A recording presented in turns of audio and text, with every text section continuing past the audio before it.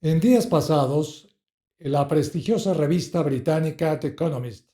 publicó un artículo titulado ¿Por qué el trabajo en América Latina es tan improductivo? Motivo de reflexiones a este respecto es este nuestro videoensayo de hoy, aquí en Provocatapia Videoliteratura, al que hemos titulado Nuestra improductiva cultura. Bienvenidos.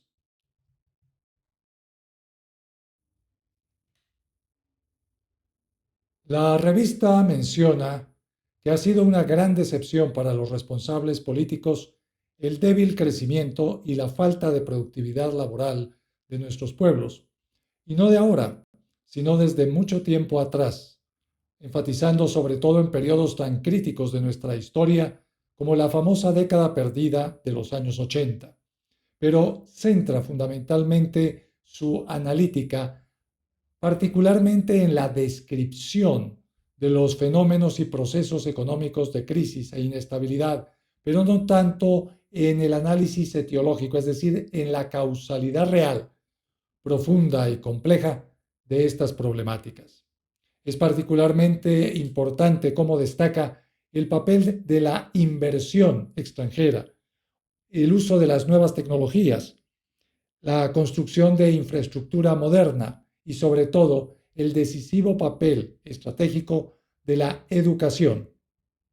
Pero particularmente me parece que sigue repitiendo un poco los errores de apreciación que han cometido otros medios occidentales e instituciones en general del primer mundo cuando confunden educación con capacitación, orientándola fundamentalmente a una finalidad exclusiva de desarrollismo sustentado en una competencia y por ende en la competitividad de los factores económicos.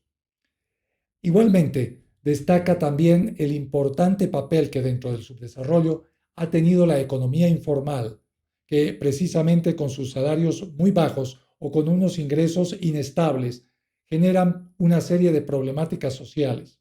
que sin embargo tienen una profunda huella y una profunda causa, con un factor que poco tocan este tipo de publicaciones o de análisis: el peso degenerante del narcotráfico y fenómenos concomitantes como el contrabando y otras formas de lavado delictivo de activos en el circuito económico general de la economía.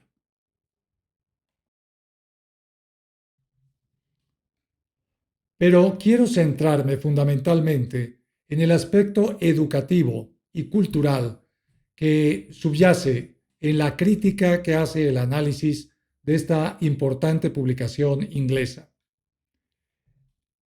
Menciona particularmente como algo negativo la incidencia que tiene el pobre rendimiento escolar, tanto a nivel de la formación educativa, sobre todo en el segmento secundario, particularmente en áreas como las matemáticas, el inglés o otras formas de capacitación tecnológica cada vez más emergentes, como las nuevas tecnologías y su aplicación gradual dentro de las edades escolares hasta llegar a los niveles de educación superior, en donde el nivel de maestrías y doctorados es cada vez más reducido y en muchas ocasiones padece otro grave problema. Allí cuando se han educado elementos de nuestros países, sobre todo en los países del primer mundo,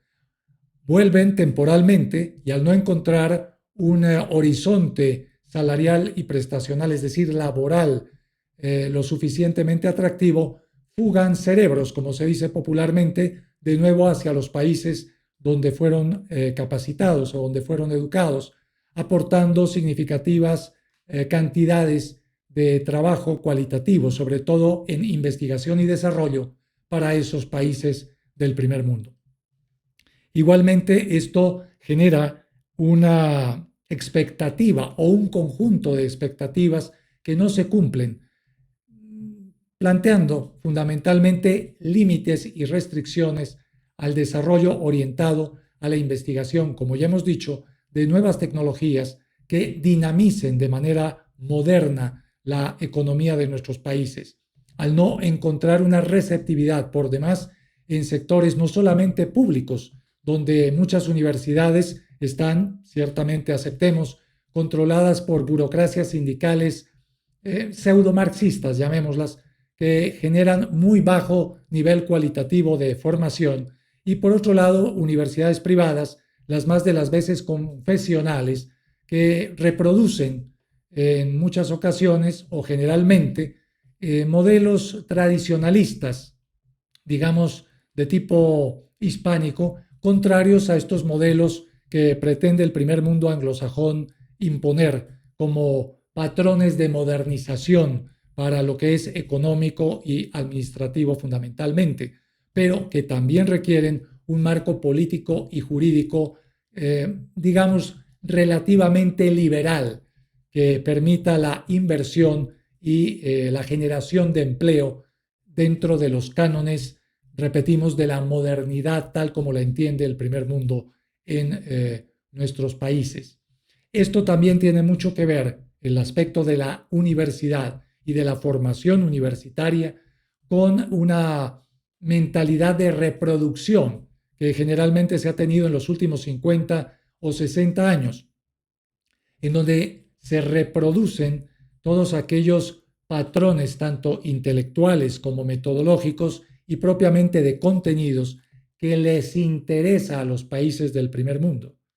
De tal manera que el factor fundamental de crisis no es tanto, digamos, la mala calidad de los servicios educativos y culturales, sino ese modelo de dependencia con relación al primer mundo, que de alguna manera limita aquello que podemos desarrollar y no más allá a sus conveniencias, porque evidentemente si lo hiciéramos con plenitud, podríamos estar generando nuestro propio desarrollo, nuestra propia fortaleza institucional y, como decimos en un refrán muy mexicano, nos saldríamos del huacal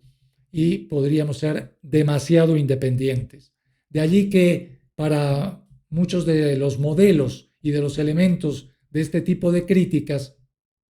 entendamos que la improductividad se entiende como aquello que no se ajusta tanto en la formación como ya en la ejecución post-académica en la vida laboral a los cánones y a los patrones de ejercicio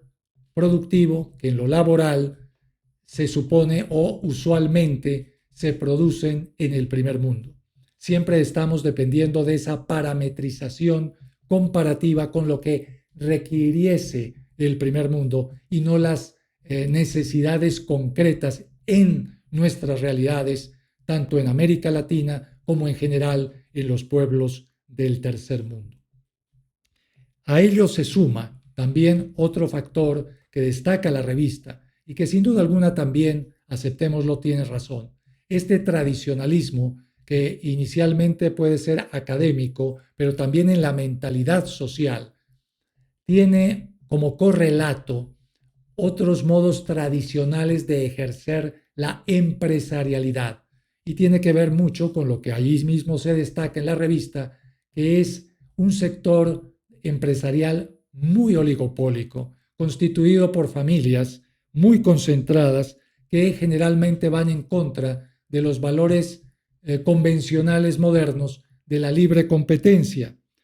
Esto genera precisamente un entorno poco impulsor de la modernización, tanto académica como operativa, funcional, dentro de los sectores laborales de nuestra América.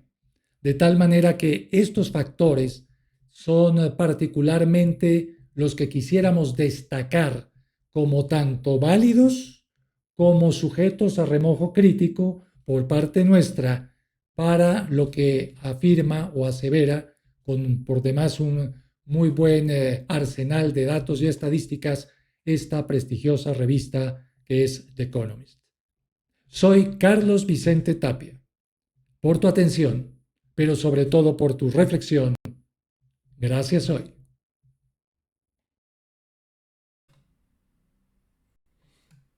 Si te gustó, suscríbete.